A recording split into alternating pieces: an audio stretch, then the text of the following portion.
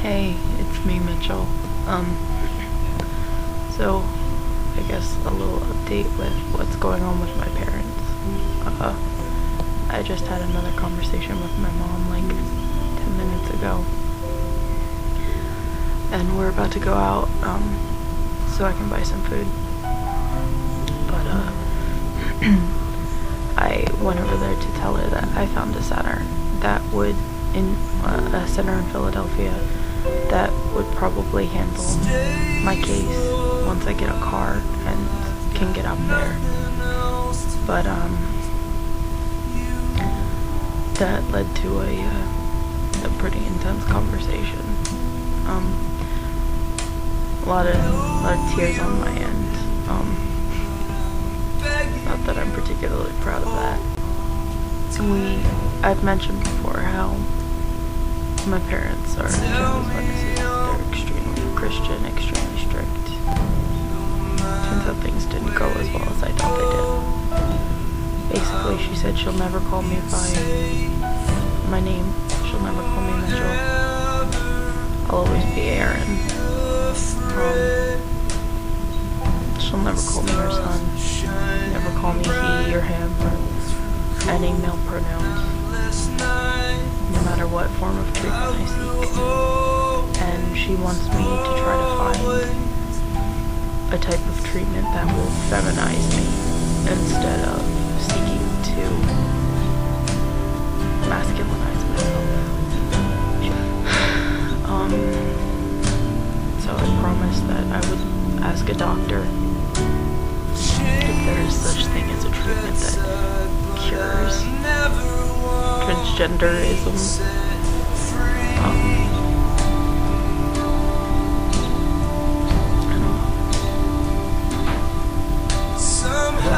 thank you. Put it on your tape.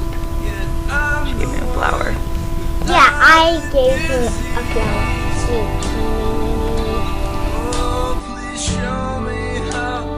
She went on the religion rant again. And, we discussed why I left again. Lex. But basically the consensus is I will never be her son. I will always be her daughter. I will never be Mitchell. I will always be Aaron. And I'm not allowed to be Cheyenne's brother. So I asked her to just please tell me if I'm gonna lose my family or not. Just so I can prepare myself if I'm not gonna have a mom and a dad and a little sister. Just please tell me so I can start readying myself for that, because there's no way I'm ever gonna be ready to lose my family, but I can at least try to prepare myself for the loss. And she wouldn't tell me. She wants me to get diagnosed with whatever I'm going to get diagnosed with and seek treatment and absolutely anything but do what I want and basically what I want to do, being trans, becoming a man. She wants that to be my absolute last option. And what she doesn't get is it has been. Another thing that she did that actually really bugged me and upset me is she kept bringing up my sexuality. Like, she was like, so then you want to be with a woman? And I answered honestly. I said I've never really had a preference for male or female. Of course I'm attracted to women. I wouldn't have dated women if I wasn't attracted to them, but I'm attracted to men too, and I like both. I don't care who I end up with. And I said, but this is about my gender. This is not about my sexuality. And she was like, well, yeah, it is about your sexuality, because your little sister is going to ask why you're not a witness anymore, and I'm going to have to tell her that I'm going to have to give her, an explanation as to why, and, I can't tell her that you're transgender because I don't want to confuse her.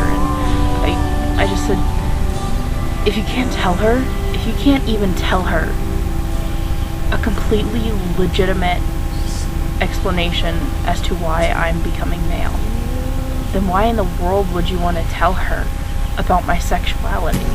And I was trying to explain to her how, in my mind and with my soul and every fiber of my being, I know I was supposed to be a man. I know it. And she made this really, really very hurtful comparison. And I told her it was hurtful. I don't want anyone to think badly of her because I don't. But she said, what about people who believe with every fiber of their being that they're supposed to sleep with children? So, to a certain extent, she compared me to a pedophile.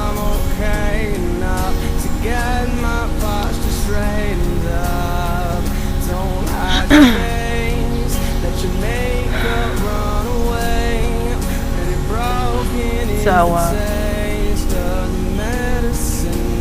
mean, the end result of the conversation wasn't too bad, but some of the things that were gone over and discussed in the conversation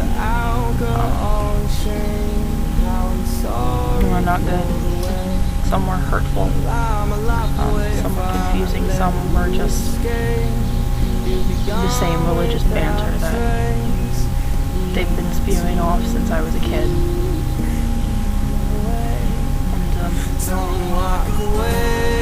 Honestly, she wonders why I left.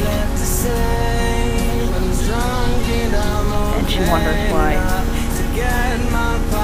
I never told anyone how I was feeling. From the time I was a child, I was told that everything I felt, because I was feeling so many things, I was being told that everything that I was feeling was sinful and disgusting and wrong. And she wants to know why I didn't talk about it.